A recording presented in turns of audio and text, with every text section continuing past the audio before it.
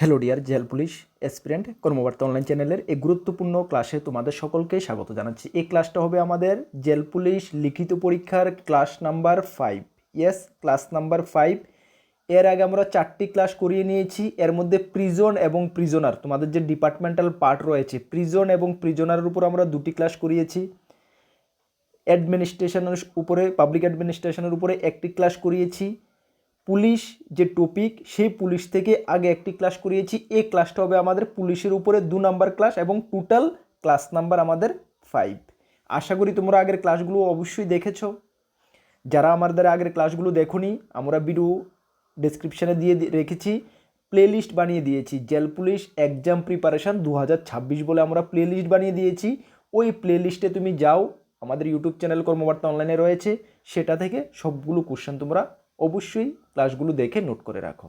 তোমাদের departmental question very very important question. ঠিক আছে, চলো ক্লাসটি আমরা শুরু করছি। তার আগে তোমাদেরকে জানিয়ে দিই, তোমরা যারা এই চ্যানেলে প্রথমবার এসেছো, এই চ্যানেলে আমরা গভর্নমেন্ট জব ইনফরমেশন এবং বিভিন্ন কম্পিটিটিভ এক্সামের প্রিপারেশন করিয়ে থাকি। যদি তুমি কোনো গভর্নমেন্ট জব খুঁজছো বা কোনো কম্পিটিটিভ এক্সামের প্রিপারেশন বানাচ্ছ, তাহলে অবশ্যই কর্মবার্তা অনলাইন চ্যানেলটিকে সাবস্ক্রাইব করে পাশের অল অপশনাল বেলটিকে প্রেস করে রাখবে। আমরা দায়িত্ব নিয়ে বলছি, সঠিক সময়ে সঠিক ইনফরমেশন কর্মবার্তা অনলাইন তোমাদের কাছে পৌঁছে দেবে।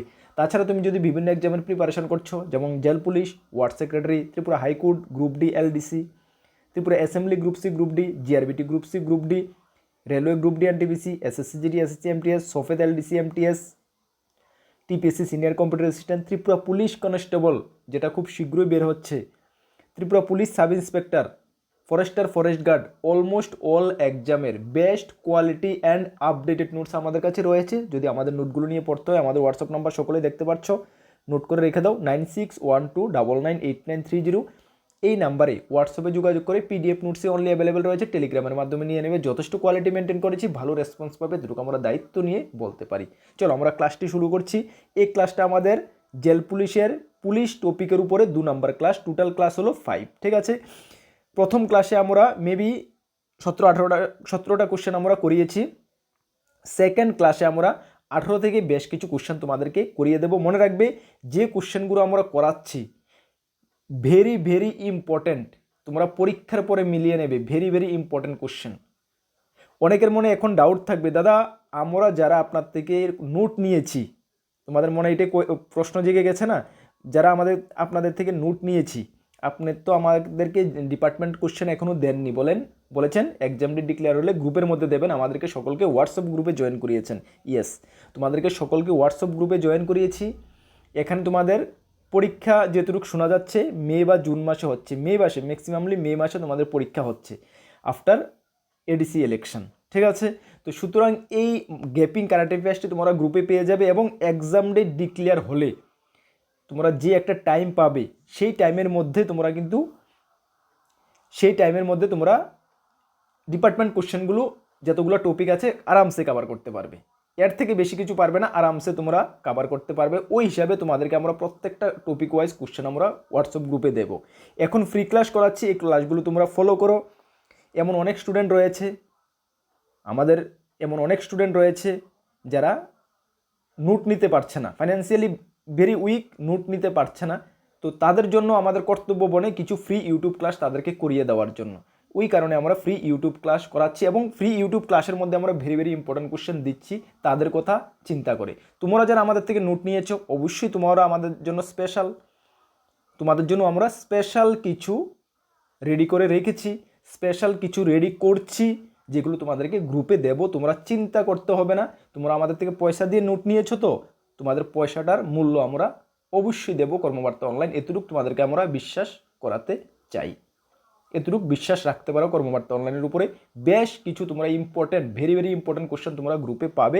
জাস্ট এটা এখন এত ইম্পর্টেন্ট কোশ্চেন এখন দেওয়া যায় না, জাস্ট ওয়েট করো, টাইমলি পেয়ে যাবে। ঠিক আছে, এখন ক্লাসগুলো ফলো করো।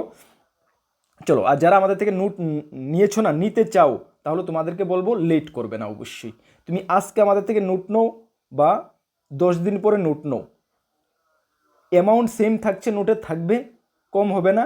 বাট আজকে নিলে তোমার লাভ কি, তুমি একটু বেশি কভার করতে পারবে এগুলো, কারণ হিউজ সিলেবাস, হিউজ নোটস তোমাদের পড়তে হবে এত কম্পিটিশনের মধ্যে, না হলে তুমি টিকতে পারবে না। ঠিক আছে, সুতরাং আর বাকি যে কারেন্ট অ্যাফেয়ার্সগুলো, অনেকে ভাবছো দাদা দুদিন পরে নিলে তো নেক্সট আপডেট কারেন্ট অ্যাফেয়ার্স পাবো না, নেক্সটের যে কারেন্ট অ্যাফেয়ার্সগুলো এগুলো আমরা গ্রুপে কিন্তু দিচ্ছি ফ্রিতে, ঠিক আছে। চলো 18 নম্বর কোশ্চেনটা কি দেখো, পুলিশ শব্দটি কোন ভাষা থেকে এসেছে? ভেরি ইম্পর্টেন্ট কোশ্চেন, সবগুলো কোশ্চেন পুলিশ টপিকের উপরে থাকবে। পুলিশ যে শব্দটি POLICE, পুলিশের ফুল ফর্ম কি? এই প্রথম কোশ্চেনটা আমরা করিয়ে দিয়েছি ফার্স্ট ক্লাসে, ঠিক না? পুলিশের ফুল ফর্মটা কি, ঠিক না? Public officer for legal investigation and criminal emergencies, পুলিশের ফুল ফর্ম। এই যে পুলিশ যে ওয়ার্ডটা, এই যে পুলিশ, এটা কোথায় থেকে এসেছে? এই যে পুলিশ ওয়ার্ডটা কোথায় থেকে এসেছে? সেটা গ্রিক পুলিশ এই শব্দ থেকে এসেছে। গ্রিক POLIS, পুলিশ, এই শব্দটা থেকে পুলিশ শব্দটাকে আনা হয়েছে, ঠিক আছে। Very important question. চলো নেক্সট কোশ্চেনটা দেখো, 19 নম্বর কোশ্চেন, মহিলা ও শিশু সুরক্ষা আইন, যেটাকে পোস্কো বলা হয়, ভেরি ইম্পর্টেন্ট। মহিলা ও শিশু সুরক্ষা আইন নিম্নে কোনটি? MCQ তোমাদের এইভাবে থাকতে পারে, পোস্কো থাকবে, আরও কয়েকটা অপশন তোমাদেরকে দিয়ে দেবে, ঠিক আছে। সুতরাং তোমাকে পোস্কো কিন্তু আনসার করতে হবে। কোশ্চেনগুলো এইভাবে ঘুরিয়ে ফিরিয়ে কিন্তু আসতে পারে, আমি ক্লিয়ার, সেই কারণে তোমাদেরকে ক্লাসগুলো ফলো করার কথা বলি। ক্লাসে কীভাবে ঘুরিয়ে ফিরিয়ে আসতে পারে সেগুলো কিন্তু আমি ডিসকাস করে দিই। এই যে কোশ্চেনটা আমি 19 নাম্বার রেখেছি, কি কোশ্চেন? মহিলা ও শিশু সুরক্ষা আইন পোস্কো প্রণীত হয় কবে? কোশ্চেনটাতে এমন আসবে এমন কোনো কথা নেই, ঘুরিয়ে ফিরিয়ে আসতে পারে, এভাবেও আসতে পারে। মহিলা ও শিশু সুরক্ষা আইন কি নামে পরিচিত? নিম্নে কোনটি মহিলা ও শিশু সুরক্ষা আইন? আসতে পারে, এইভাবে কোশ্চেনগুলো আসতে পারে কিন্তু, ঠিক আছে। তাহলে 19 নম্বরের কোশ্চেনটা কি দেখো, মহিলা ও শিশু সুরক্ষা আইন পোস্কো প্রণীত হয় কবে? সেটা 19 জুন 2012 সালে এটা প্রণীত হয়, ঠিক আছে, এটাকে গঠন করা হয়। বুঝতে পারছো? পোস্কোর ফুল ফর্ম কি? Very very important. পোস্কোর ফুল ফর্ম কি দেখো, পোস্কোর ফুল ফর্ম হলো protection of children from sexual offences. সকলে মুখস্থ করে রাখো, very important. Protection of children from sexual offences হলো পোস্কোর ফুল ফর্ম, ঠিক আছে। Very important full form. আমি তোমাদেরকে বেশ কিছু ফুল ফর্ম, প্রায় 25-30টার মতন ফুল ফর্ম আমি তোমাদের জন্য রেখেছি। এই 30-35টা ফুল ফর্ম তোমরা মুখস্থ করে যাবে, ঠিক আছে। এক নাম্বার এখান থেকে পাবেই। চলো 20 নম্বর কোশ্চেনটা দেখো, পুলিশ চার্জশিট কবে কোন ধারায়? পুলিশ যে চার্জশিট করে সেটা কোন ধারায় করে? পুলিশের যে চার্জশিটটা সেটা কোন ধারায় করে? দেখো তোমাদেরকে আমি একটু বলে দিই, তোমরা সকলেই জানো যে BNSS যে ভারতীয় ন্যায় সুরক্ষা সংহিতা এবং BNS, এটা যে CRPC এবং IPCকে রিপ্লেস করা হয়েছে, সকলেই আমরা জানি, যেটা 1 জুলাই 2024 না, 1 জুলাই 2024 থেকে রিপ্লেস করা হয়েছে। IPC এবং CRPCকে রিপ্লেস করে BNSS এবং BNS যেটা লাগু করা হয়েছে, ঠিক না? তো সুতরাং BNS বা BNSS এর উপরেই তোমাদের কোশ্চেন আসবে। তবে আমি ব্র্যাকেটে IPC বা CRPCগুলো একটু দিয়ে রেখেছি, মানে জাস্ট তোমরা একটু নজর বুলিয়ে যাবে বাই দা বাই যদি এমন কিছু একটা এসে পড়ে, ঠিক আছে, সেই কারণে। আচ্ছা 20 নম্বর কোশ্চেনটা দেখো, পুলিশ চার্জশিট করে কোন ধারায়? পুলিশ চার্জশিট করে BNSS section 193, section 193 of BNSS A police chargesheet করে। বুঝতে পারছো? যেটা CRPCতে ছিল সেকশন 173 ছিল CRPCতে, যদিও এখন CRPC নেই, CRPCকে রিপ্লেস করেছে BNSS, ঠিক আছে। তাহলে এটাই তোমাদের অপশনে থাকবে, BNSS সেকশন 193। বুঝতে পারছো? চলো 21 নম্বর কোশ্চেনটা কি দেখো, এভিডেন্স অ্যাক্ট, যেটা ভারতীয় সাক্ষ্য আইন নামে পরিচিত, এভিডেন্স অ্যাক্ট কার্যকর হয় কোন সালে? আমরা বলি তো যে কাউকে এভিডেন্স হিসেবে, মানে এভিডেন্স কাকে নিয়ে যাবে, এভিডেন্স আমরা বলি না, যেটা সাক্ষ্য, ওই যে এভিডেন্স বলা হয়েছে সেই আইনটা যে সেটা কবে কার্যকর হয় কোন সালে, ঠিক আছে। এটা বলা হয়েছে 1 সেপ্টেম্বর 1872-তে এই এভিডেন্স অ্যাক্ট কার্যকর হয়, 1 সেপ্টেম্বর 1872, ঠিক আছে। সন্ধি ভালো করে মনে রাখবে, ভেরি ইম্পর্টেন্ট। 22 নম্বর কোশ্চেনটা দেখো, ভারতের সাক্ষ্য আইন কোন আইনের নামে পরিচিত? এই যে ভারতের সাক্ষ্য আইন, যেটা এভিডেন্স অ্যাক্ট, এটা কোন আইনের নামে পরিচিত? সেটাকে কোন আইনের নামে পরিচিত? এটা ইন্ডিয়ান এভিডেন্স অ্যাক্ট 1872। ওই কেন 1872? ওই যে বললাম এভিডেন্স অ্যাক্টটা কবে কার্যকর হয়েছিল? 1 সেপ্টেম্বর 1872-তে কার্যকর হয়েছিল, সেই কারণে ভারতীয় সাক্ষ্য আইন যেটা এভিডেন্স অ্যাক্ট, এটাকে ইন্ডিয়ান এভিডেন্স অ্যাক্ট 1872 মানে বলা হয় বা এই নামে এটা পরিচিত, ঠিক না?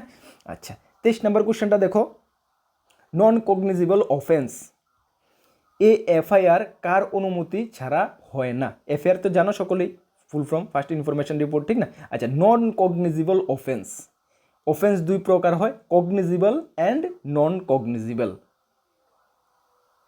এখানে বলা হয়েছে যে নন কগনিজিবল অফেন্স, এ এফআইআর কার অনুমতি ছাড়া হয় না? সেটা ম্যাজিস্ট্রেটের অনুমতি ছাড়া নন কগনিজিবল অফেন্সে এফআইআর এটা মানে করা যায় না, ঠিক আছে? আচ্ছা, 24 নম্বর কোশ্চেন দেখো, তদন্ত চলাকালীন অভিযুক্তের জবাববন্দি কে রেকর্ড করেন?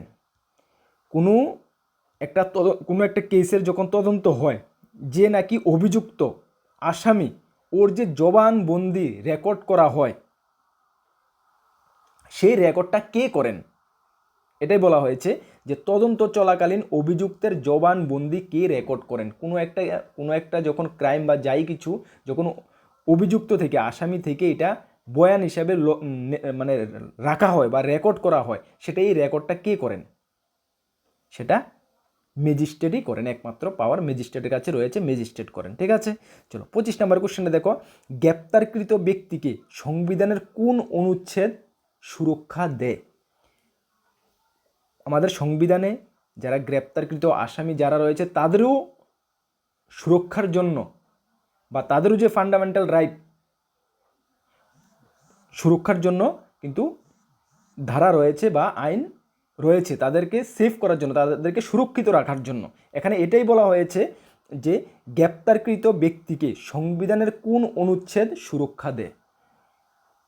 গ্রেপ্তারকৃত ব্যক্তিকে সংবিধানের কোন অনুচ্ছেদ সুরক্ষা দেয়? সঠিক উত্তর হয়ে যাবে আর্টিকেল 22, মানে অনুচ্ছেদ 22। অনুচ্ছেদ 22 গ্রেপ্তারকৃত ব্যক্তিকে সংবিধানের কোন অনুচ্ছেদ সুরক্ষা দেয়? আর্টিকেল 22 সেই গ্রেপ্তারকৃত ব্যক্তিকে সুরক্ষা দেয়, ঠিক আছে, সেফ ফিল করায়। ওকে, চলো 26 নম্বর কোশ্চেন, থানার দায়িত্বপ্রাপ্ত পুলিশ কর্মকর্তাকে, একটি থানার জন্য পুলিশ স্টেশনের যে দায়িত্বপ্রাপ্ত ইনচার্জ কর্মকর্তাকে অফিস ইনচার্জ মানে ওসি যাকে বলা হয়, একটি পুলিশ থানার অল ইন অল মানে হেড অফ দ্য পুলিশ, মানে এই পুলিশ স্টেশন হয় ওসি, অফিস ইনচার্জ, ঠিক আছে? চলো, এগুলো কিন্তু আমি ওয়ান লাইনার হিসাবে রেখেছি শর্টকাট করার জন্য, এক পেজে যাতে করে আমি অনেকটি কোশ্চেন রাখতে পারি নোটের মধ্যে রেখেছি। এগুলো কিন্তু সবগুলো এমসিকিউ আকারে থাকবে। যেখানে এখানে অপশন থাকবে, দেখো মানে বলা হয় যে থানার দায়িত্বপ্রাপ্ত পুলিশ কর্তাকে ওসি থাকলো, অফিস ইনচার্জ থাকলো, এসপি থাকলো, ডিএসপি থাকলো, হ্যাঁ, বা ডিআইজি থাকলো, এভাবে তোমাদের অপশন থাকবে কিন্তু, ঠিক আছে? তো সুতরাং তুমি আনসারটা যদি মুখস্থ করে রাখো তাহলে তুমি অপশন যেতগুলোই থাকুক তোমার মাথাত কিন্তু ওইটি এসে পড়বে, আর এটা তো আমি পড়েছিলাম, ঠিক আছে? 27 নম্বর কোশ্চেন দেখো, পুলিশ হেফাজতে নির্যাতন কোন মৌলিক অধিকার লঙ্ঘন করে? কি বলা হয়েছে? পুলিশ হেফাজতে যে নির্যাতন করা হয়, আসামিকে যে নির্যাতন করা হয়, সেটা কোন মৌলিক অধিকারকে লঙ্ঘন করে? এই কিছুক্ষণ আগে আমি বললাম না যে আসামির জন্য ওদের যেমন ফান্ডামেন্টাল রাইট মৌলিক অধিকার যাতে লঙ্ঘন না হয় এর জন্য আইন রয়েছে, বললাম না? ওই এখানে এটাই বলা হয়েছে আর্টিকেল 21 মানে অনুচ্ছেদ 21 অনুসারে কোনো হেফাজতে, পুলিশ হেফাজতে কোনো আসামির যাতে নির্যাতন এমনভাবে মানে যাতে নির্যাতন না করা হয়, ওর মৌলিক অধিকারকে লঙ্ঘন করা হয়, সেটা আর্টিকেল 21-এ রয়েছে। ওকে এমনভাবে নির্যাতন করা যাবে না যাতে ওর মৌলিক অধিকার লঙ্ঘন হয়, ঠিক আছে? চলো নেক্সট কোশ্চেন দেখো, 28 নম্বর কোশ্চেন। কি বলা হয়েছে 28 নম্বর কোশ্চেন, একই অপরাধে দুবার শাস্তি থেকে সুরক্ষা কোন অনুচ্ছেদে নিশ্চিত করা হয়েছে? মানে বলা হয়েছে কোনো আসামিকে, কোনো ব্যক্তিকে একই অপরাধে, একটি অপরাধের জন্য দুবার শাস্তি প্রদান করা যাবে না। সেটা একটি অপরাধের জন্য একবারই শাস্তি, ও মানে শাস্তি যাই শাস্তি ওর মঞ্জুর হবে সেই শাস্তি একবারই ও মানে শাস্তি দেওয়া হবে ওকে। একই অপরাধের জন্য, সেম অপরাধের জন্য ওকে ডাবল বা দুবার ওকে শাস্তি দেওয়া যাবে না। এটাই বলা হয়েছে যে একই অপরাধে দুবার শাস্তি থেকে সুরক্ষা কোন অনুচ্ছেদে নিশ্চিত করা হয়েছে। এটা আমাদের ভারতীয় আর্টিকেলের আর্টিকেল 20 এবং 2-তে এটা মেনশন রয়েছে, বা সুরক্ষা কোনো কয়েদি বা আসামিকে সুরক্ষা দেয় যে একই অপরাধে আসামিকে ডাবল বা ট্রিপল পানিশমেন্ট করা যাবে না, একবারই পানিশ করা যাবে। বুঝতে পারছো? ভেরি ভেরি ইম্পর্টেন্ট কিন্তু এই কোশ্চেনগুলো, একদম মোস্ট ইম্পর্টেন্ট। পুলিশ দেখো, তোমাদেরকে আমি একটু বলে দিই, ডিপলি বলে দিই, যেহেতু ক্লাস যারা অ্যাটেন্ড করছো তোমরা ভালো করে শুনো। তোমাদের ডিপার্টমেন্টাল কোশ্চেনের উপর যতগুলো টপিক রয়েছে সবচেয়ে বেশি, সবগুলো টপিক থেকে সবচেয়ে বেশি মার্ক তোমাদের থাকবে পুলিশ এবং প্রিজন এবং প্রিজনারের উপরে। মনে রাখবে, পুলিশ এবং প্রিজনারের উপরে তোমাদের ম্যাক্সিমাম মার্ক থাকবে যতগুলো টপিক রয়েছে। বাকি টপিকগুলো থেকে 1 নাম্বার বা 2 নাম্বার এমন করে থাকবে, কিন্তু পুলিশ এবং প্রিজনার থেকে 4-5 নাম্বার করে থাকবে। কেন? তোমাদের মেইন যে জবে তোমরা জয়েন মানে চাকরি জন্য প্রস্তুতি করছো, চাকরি পাবে, সেই জবের মেইন টপিকে কিন্তু এগুলো প্রিজনার এবং পুলিশ। তোমাদের সার্ভিস দৌরান প্রিজনারের ফেস করতে হবে, এই কোশ্চেনগুলো, এই নলেজগুলো তোমাদের জানা থাকতে হবে। এবং পুলিশের উপরে যে ধারাগুলো যা কিছু বললাম, যা কিছু আমরা পুলিশের উপর কোশ্চেন হয় ইম্পর্টেন্ট, সবগুলো কিন্তু তোমাদের জানা থাকতে হবে এই চাকরিটার দৌরান। না হলে কিন্তু তোমাদের, কারণ চাকরি এটা তোমাদের, সুতরাং এই টপিকগুলোর উপরে তোমাদের কোশ্চেন বেশি আসবে। বাকি আদার যে টপিকগুলো আছে এগুলো তো আসবে, বাট তুলনামূলক অনেক কম আসবে, এটা তোমরা মাথায় গেঁথে নাও। সুতরাং এই দুটা টপিককে ভালো করে কিন্তু তোমরা ফোকাস করবে। চলো নেক্সট কোশ্চেনটা দেখো কি বলা হয়েছে। নেক্সট কোশ্চেন 29 নম্বর কোশ্চেন, পুলিশ কোন ক্ষেত্রে লাঠিচার্জ করতে পারে? কোন ক্ষেত্রে পুলিশ লাঠিচার্জ করতে পারে? এখানে এমসিকিউ রেখেছি, দেখে নাও। এই কারণে আমরা বলি, দেখো শুধু পড়লেই হবে না, আন্ধাধুন্ধা পড়লে হবে না, টপিক ওয়াইজ কোন টপিকগুলো তোমাদের জন্য ইম্পর্টেন্ট, কোন জায়গাটা তোমাদের জন্য ইম্পর্টেন্ট, সেগুলো বুঝে শুনে পড়তে হবে। তাহলে দেখবে কম পড়ায় বেশি সাকসেস আসবে। না হলে যদি বুঝে শুনে না পড়ে হিউজ পড়ে যাবে, কিন্তু সাকসেস কম আসবে। ঠিক আছে? এটাই হলো মানে কি বলবো, একটা কৌশল। ঠিক আছে? এই কৌশল অবলম্বন করে আমরা সবসময় বলি স্টুডেন্টদেরকে এইভাবে পড়ো। 29 নম্বর কোশ্চেন, পুলিশ কোন ক্ষেত্রে লাঠিচার্জ করতে পারে? অপশন এতে আছে দেখো, শান্তিপূর্ণ সভায়, নাকি বেআইনি জমায়েত হলে, ব্যক্তিগত বিবাদে, না বিনা অনুমতিতে। অবভিয়াসলি এটা বোঝাই যায় অপশনগুলো দেখে, বেআইনি জমায়েত হলে। বেআইনি জমায়েত হলে পুলিশ লাঠি চার্জ করতে পারে। ঠিক আছে? অপশন বি হবে সঠিক উত্তর। 30 নম্বর কোশ্চেন দেখো, নিচের কোনটি কগনিজিবল অফেন্স? এই কিছুক্ষণ আগে আমি বললাম যে অফেন্স মানে ক্রাইম দুই রকমই হয়ে থাকে, কগনিজিবল অ্যান্ড নন কগনিজিবল। এখানে বলা হয়েছে নিচের কোনটি কগনিজিবল অফেন্স? মানহানি, চুরি, অবমাননা, না দেওয়ানি মামলা। সঠিক উত্তর হবে চুরি। ঠিক আছে? অপশন বি হবে সঠিক উত্তর, থেফট। চুরি হলো এখানে কগনিজিবল অফেন্স। ঠিক আছে? 31 নম্বর কোশ্চেনটা দেখো, কগনিজিবল অফেন্সে পুলিশ কি করতে পারে? যখন কোনো কেউ মানে কোনো ব্যক্তি বিশেষ দ্বারা কগনিজিবল অফেন্স হয় বা কগনিজিবল অফেন্স করে, তখন পুলিশ কি করতে পারে? মানে অ্যাকচুয়ালি যে কগনিজিবল অফেন্স মানে গম্ভীর অপরাধ, যেটাকে বলা হয় গম্ভীর অপরাধ, মানে কগনিজিবল অফেন্স বলতে গম্ভীর অপরাধ। বিশেষ করে যেমন মানে গম্ভীর অপরাধ কি আছে, বিশেষ যে মার্ডার বলো, রেপ বলো, যে বড় ধরনের যে ক্রাইমগুলো, এগুলোই হলো কগনিজিবল অফেন্স, গম্ভীর অপরাধ। ঠিক আছে? এই যখন গম্ভীর অপরাধ করবে, এই ক্ষেত্রে পুলিশ কিন্তু বিনা পরোয়ানায় গ্রেফতার ও এফআইআর করতে পারে। মনে রাখবে, বিনা পরোয়ানায় মানে উইথাউট মানে কি বলবো, উইথাউট ইনফরমেশন। ঠিক আছে? উইথাউট পারমিশন বা ইনফরমেশন ছাড়াই কিন্তু পুলিশ মানে গ্রেপ্তার বা এফআইআর করতে পারে। ঠিক আছে? মনে রাখবে, অপশন সি হবে সঠিক উত্তর। ঠিক আছে? 32 নম্বর কোশ্চেন দেখো, এফআইআর লিখিত না হলে পুলিশ কি করবে? এফআইআর যখন লিখিত না হয় তখন পুলিশ কি করবে? অ্যাকচুয়ালি এফআইআর মানে কি, যে কোনো তোমার একটা কিছু হলো, সাপোজ তোমার একটা মোবাইল গুম হয়ে গেল, হারিয়ে গেল, ওই এটা তুমি লিখে দিলে টু দ্য ওসি অমুক পিএস, মানে লস্ট মাই মোবাইল, তো মানে মোবাইল কোথায় লস্ট হয়েছে সেটা তুমি একটা মেনশন করে কি বলবো জিডি সেকশনে, পুলিশ স্টেশনে গিয়ে জিডি সেকশনে দিলে, ঠিক না? ওই তাদেরকে যে তুমি ইনফর্ম করেছো, এটাই হলো কিন্তু এফআইআর। ওরা জিডিতে এন্ট্রি করবে, এন্ট্রি করে ওরা যে মানে মানে অ্যাকশন করার প্রয়োজন, যাই অ্যাকশন করার প্রয়োজন তোমার মোবাইলটাকে মানে পাইয়ে দেওয়ার জন্য ওরা অ্যাকশন করবে, এটা ওদের কাজ। ঠিক আছে? তো তুমি যে এফআইআর করেছো, এটা কিছু লিখে জিডিতে নিয়েছো, সেটা হলো ফার্স্ট ইনফরমেশন রিপোর্ট মানে এফআইআর।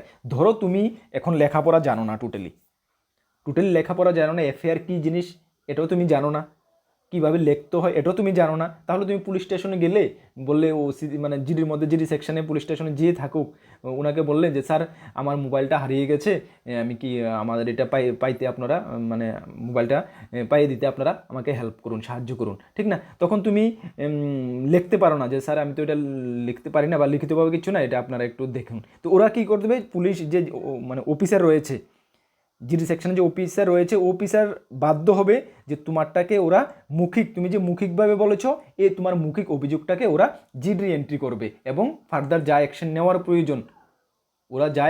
প্রয়োজন ওরা নিতে বাধ্য, ঠিক আছে? সুতরাং মনে রাখবে অপশন সি হবে সঠিক উত্তর, মৌখিক অভিযোগ লিখে নেবে, ওরা তোমার মৌখিক অভিযোগটা লিখে নেবে এবং দরকার পড়লে তোমাকে ওরা লিখে দিতে বাধ্য হবে, ঠিক আছে? মনে রাখবে এগুলো। চলো 33 নম্বর কোশ্চেনটা দেখো, বেআইনি জমায়েত কতজন বা তার বেশি হলে হয়? ওই যেটা আমরা বললাম কিছুক্ষণ আগে, কি একটা কোশ্চেন পড়েছি না আমরা, যে বেআইনি জমায়েত হলে পুলিশ কোন ক্ষেত্রে লাঠিচার্জ করতে পারে? বেআইনি জমায়েত হলে লাঠিচার্জ করতে পারে পুলিশ। এখানে বলা হয়েছে দেখো, বেআইনি যে জমায়েত তোমার জানতে হবে, তুমি যে লাঠিচার্জ করবে, এই যে বেআইনি জমায়েত হলে তুমি লাঠিচার্জ করবে জানো, বেআইনি জমায়েত কতজন হলে বেআইনি জমায়েত ধরা হয়? এখানে কোশ্চেনে এটাই বলা হয়েছে, বেআইনি জমায়েত কতজন বা তার বেশি হলে হয়। ভেরি ভেরি ইম্পর্টেন্ট কোশ্চেন, আমি আবারও বলছি কোশ্চেনগুলো কিন্তু খুবই গুরুত্বপূর্ণ। তুমি পুলিশ কোনো জায়গাতে বেআইনি জমায়েত হলে পুলিশ লাঠিচার্জ করতে পারে, কিন্তু আমার তো জানতে হবে, আমি যদি পুলিশ হই আমার তো জানতে হবে যে কতজনের উপর হলে বেআইনি জমায়েত। এমন তো না যে 2জন 3জন হলো আমি লাঠিচার্জ করে দিলাম, তাহলে কিন্তু নিজের উপরেই আসবে, ঠিক আছে? তো সুতরাং এটা তোমাদের মনে রাখবে, 5 জন বা এর বেশি হলে সেটাকে বেআইনি জমায়েত হিসাবে ধরা হয়। মনে রাখবে 5 জন, ঠিক আছে? এক জায়গায় একসঙ্গে 5 জন বা এর অধিক হলে সেটাকে বেআইনি জমায়েত ধরা হয়, ঠিক আছে? চলো নেক্সট কোশ্চেনটা দেখো, শিশু বলতে আইন অনুযায়ী কাকে বোঝায়?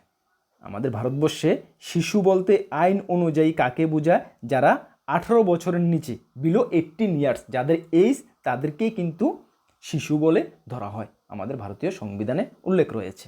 বুঝতে পারছো?